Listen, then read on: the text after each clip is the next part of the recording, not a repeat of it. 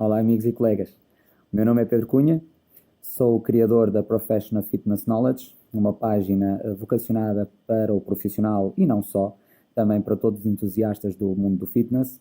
O objetivo desta página é divulgar um pouquinho mais o conhecimento científico ligado à prescrição de atividade física para que, profissionalmente ou não, possamos praticar a modalidade com o menor risco possível e os maiores benefícios possíveis também.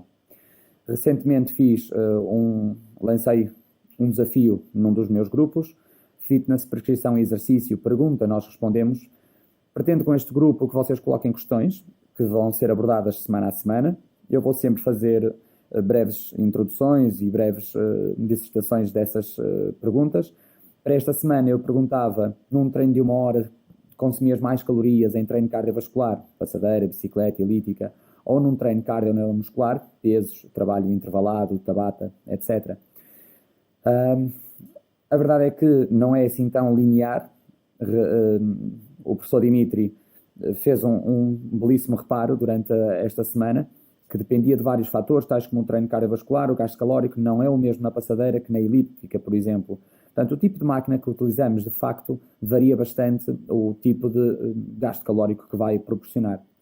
Depois ele referia igualmente que praticar exercício cardio-neuromuscular também influencia a carga, a cadência, a amplitude, o tipo de exercício. De facto, trabalhar em regime de resistência ou em regime de hipertrofia ou de força máxima tem implicações diferentes para o gasto calórico também. Não quer dizer que uma possa ou deva ser treinada isolada da outra. As duas componentes interagem e interligam-se. Convido-vos igualmente a consultar o meu Facebook, PFK Portugal, e o meu Instagram, Pedro MP Cunha, onde poderão acompanhar regularmente todas as novidades relacionadas com estes temas e esta página. Relativamente então a consumos energéticos, de uma forma geral é preciso esclarecer um ponto inicial. As calorias são consequência direta do gasto energético para o nosso corpo funcionar. Assim, nós temos a taxa de metabolismo basal, que dá conta de todas as calorias que o nosso corpo precisa de utilizar para se manter ativo, sem considerar o exercício, sem considerar as restantes atividades. E depois temos a componente ligada ao exercício, as calorias decorrentes da própria atividade física. Se repararem no slide que eu vos coloco aqui, os consumos energéticos versus os tipos de trabalho, quando nós trabalhamos com a bicicleta, corrida, caminhada em passadeira ou trabalho com pesos, de facto existe uma diferença notória do gasto energético, neste caso descrito em metros, mas também poderia ser transferido para quilocalorias. De facto, trabalhar numa bicicleta a 11 km por hora ou a 16 km por hora faz grande diferença, e quando passamos para a caminhada ou para a corrida, essa diferença é ainda mais notória. Acima de tudo porque a corrida e a caminhada têm uma componente do movimento que é horizontal e outra componente que é vertical, enquanto que a bicicleta, por exemplo, só tem uma componente. O trabalho com pesos, dependendo do tipo de trabalho que é feito, poderá ser feito mais vocacionado para o treino muscular, halteres, barras, etc., ou mais para o trabalho funcional, TRX, bolas medicinais, kettlebells, etc. Dependendo do tipo de trabalho que é feito, de facto, para uma pessoa de 70 quilos, no caso do sexo masculino, os gastos são mais ou menos os da primeira coluna, portanto 5.0 metros para 11 km por hora na bicicleta, 14 metros para a corrida a 12 km hora, e se repararem, de facto, quando nós aumentamos a velocidade ou ainda quando nós aumentamos a inclinação, esses gastos calóricos poderão ser ainda maiores. Eu vou mostrar-vos rapidamente aqui uma tabela de cálculos metabólicos. Estes cálculos metabólicos são da ACSM, portanto uma entidade altamente certificada para estes regimes. E quando nós utilizamos as diversas fórmulas propostas pela ACSM, se eu, por exemplo, na corrida colocar a uma velocidade de 10 km por hora com uma inclinação de 0, vamos começar por 0, com uma inclinação de 0, vocês veem que o gasto é de 10,5 metros. Se nós dissermos que esta pessoa tem 70 quilos e pretendermos que ela treine durante 30 minutos, ela vai ter, durante esses 30 minutos, um gasto calórico de cerca de 387 calorias. Mas se nós utilizarmos uma inclinação de 5%, não muito, essas calorias passam logo para 466. Portanto, a velocidade não é apenas a determinante, a inclinação exerce um fator muito, muito valioso, principalmente com pessoas que não podem correr. ou porque têm lesões, ou porque têm excesso de peso, ou porque não gostam de correr, de facto não é obrigatório eu exercer uma pressão enquanto professor ou enquanto personal trainer para que essa pessoa corra. Eu posso perfeitamente mantê-la na regime de caminhada, a uma velocidade, por exemplo, caminhada, vamos a este lado agora, a uma velocidade de 6.0, com uma inclinação de 10, a mesma pessoa, com 70 quilos e com 30 minutos de exercício. E eu consigo que ela queime em 30 minutos 331 calorias.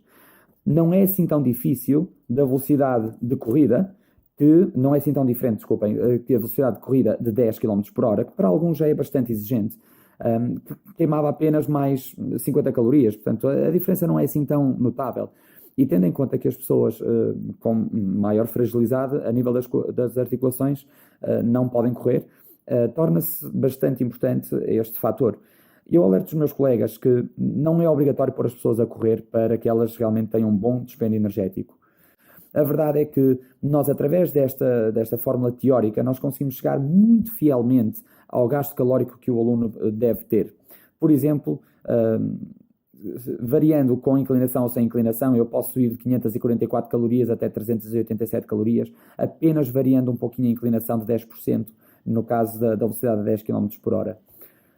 Dependendo dos objetivos que as pessoas pretendam, para que haja um aumento do VO2 máximo, é necessário sempre trabalhar a uma intensidade superior a 60% a 70% do VO2. Isto poderá ser transferido também para a frequência cardíaca teórica máxima, porém, agora vamos manter-nos só com o fator VO2. Os treinos longos, na prescrição clássica, acabam por determinar que longas durações de caminhada em intensidades leves a moderadas têm uma utilização maior através da oxidação das gorduras, têm uma utilização maior das gorduras.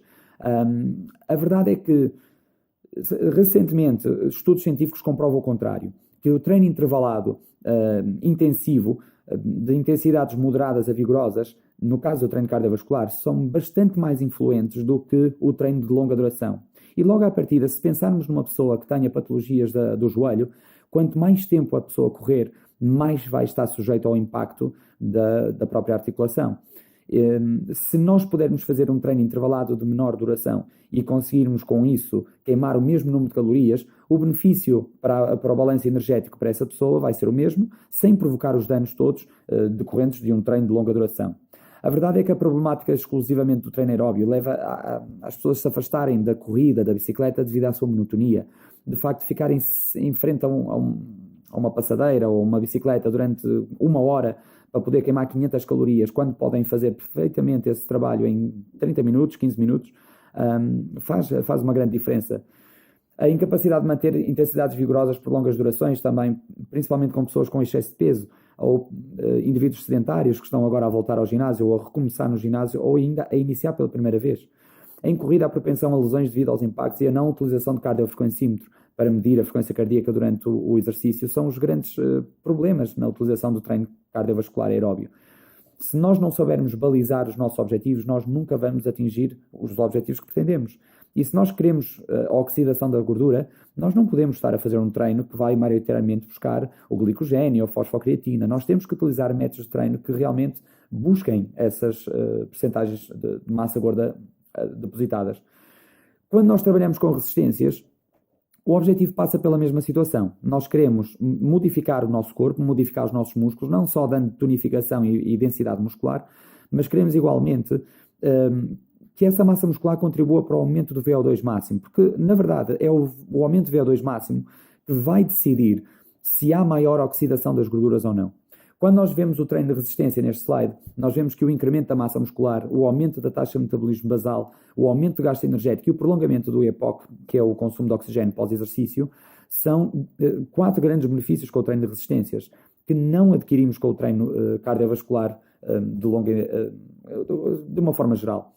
O maior consumo de oxigênio pós-exercício, ele divide-se em 2 fases. Uma fase rápida, 1 hora após o exercício, e vocês todos já passaram por essa situação de sair do ginásio, tomar um banho em pleno verão e continuar a pingar suor durante uns belos 30 minutos ou 1 hora.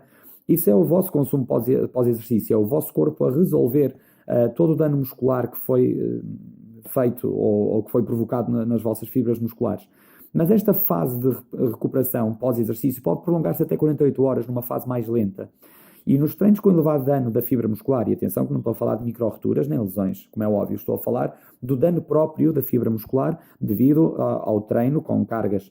Esse consumo pós-exercício pode durar até 72 horas, o que significa que, embora eu consuma menos calorias do ponto de vista bruto, durante um treino de musculação eu posso consumir 300 calorias, 200 calorias, a verdade é que os efeitos de consumo de oxigênio pós-exercício mantêm-se durante mais tempo, o que contribui para um aumento da oxidação das gorduras em cerca de 18% nas 2 horas a seguir ao treino. Claro que para haver incremento de VO2 máximo a partir do treino de resistência, devem ser respeitadas algumas diretrizes. Acima de tudo, agora falo para os meus colegas de trabalho, é necessário que grandes grupos musculares tenham parte fundamental do treino, até porque os trabalhos dos membros inferiores só influenciam cerca de 60% do VO2 máximo. Por isso, fazer um treino excessivamente cardiovascular, usando os membros inferiores, muita perna, muito agachamento, muitos saltos, muitos jumping jacks, a verdade é que isso só vai determinar até 60% a mais do VO2 máximo. É necessário dar resposta através dos restantes grupos musculares do corpo. Velocidades e cadências lentas a moderadas representam maior tempo de contração muscular, o que significa que o músculo vai estar ativo durante mais tempo e vai ter um gasto calórico superior também. Portanto, cuidado ao elaborar planos de treino, não fazer os movimentos muito repetitivos, muito rápidos, quase sem controle muscular. Por outro lado, os movimentos explosivos também representam um grande consumo de oxigênio. Movimentos explosivos de saltos para cá, por exemplo, no caso do burpee, recortando grandes grupos musculares, a perna na impulsão vertical e no agachamento, o peito na flexão do cotovelo, a própria atividade cardiorrespiratória de fazer um salto, representam realmente um grande incremento no VO2 máximo. Intensidades de trabalho superiores, 80% a 90% a um RM, classicamente conotado ao treino de hipertrofia, é mais benéfico para o aumento do VO2 máximo do que propriamente o trabalho de resistência de 20% a 50%. Portanto, trabalhar com cargas não é um contrassenso, não é ficar com o corpo ao homem, perguntavam algumas meninas. A verdade é que a carga muscular do treino deve ser fundamental, não só para o aumento do VO2 máximo, mas igualmente para proteger os nossos músculos e articulações. Quanto mais forte for o músculo, maior será a carga de ruptura para danificar esse músculo. O que significa que nós, estando mais treinados, suportamos melhor as atividades diárias. Dar sempre maior ênfase ao número de repetições e ao número de séries. Quanto mais repetições e séries nós fizermos, melhor, porque o trabalho cardiovascular mantém-se mesmo durante um trabalho de resistência, com tempo de descanso sempre inferior a 1 minuto. Tempos de descanso altos implicam uma quebra da continuidade do exercício. O corpo recupera, a atividade aeróbia diminui, e vocês veem isso facilmente quando durante um treino a vossa respiração rapidamente volta ao normal. A ordem dos exercícios não afeta o VO2 máximo. Não importa se vocês fazem as flexões primeiro, ou dorsal a seguir, ou o agachamento primeiro, ou os braços primeiro.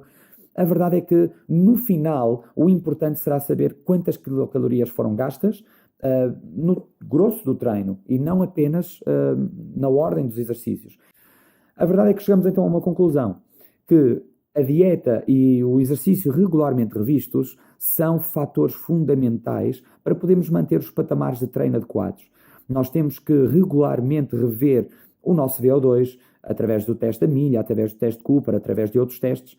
Temos que regularmente ver as nossas repetições máximas, por exemplo, até através da determinação de uma RM direto ou indireto, protocolos que são facilmente execuíveis pelos vossos treinadores. E, acima de tudo, variar bastante o treino. De uma forma geral, eu aconselho sempre os meus alunos a manter uma componente muscular bastante elevada e combiná-lo sempre com um treino cardiovascular no final do treino. Isto para não só permitir que o corpo recupere ativamente, mas também para prolongar a fase de consumo de oxigênio.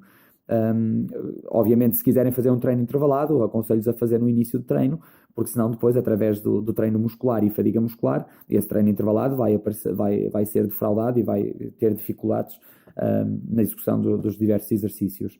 Portanto, acima de tudo, respondendo à questão que eu coloquei, o treino combinado neuromuscular e cardiovascular é realmente a melhor opção. Não só pelas razões que eu já descrevi, mas também por ser mais dinâmico, mais motivante, mais agradável. Mesmo em sessão de PT. E não é por serem PT ou por serem sala de musculação, que nós não podemos fazer um treino combinado. Nós podemos perfeitamente ter os exercícios todos descritos em máquinas sem necessidade de supervisão técnica, por exemplo, leg extension, leg curl, máquinas que se eventualmente você perder a força, a máquina cai e faz barulho, mas você não se magoa. Mas também podemos ter esses exercícios um pouquinho mais elaborados, com exercícios de treino funcional, kettlebell acima da cabeça, remadas com barras, com TRX, com outros equipamentos, com o GoFlow, por exemplo. Portanto, acima de tudo, mantenham-se ativos. Isso é o mais importante. Não se deixem vencer, porque desistir não é uma opção. Okay?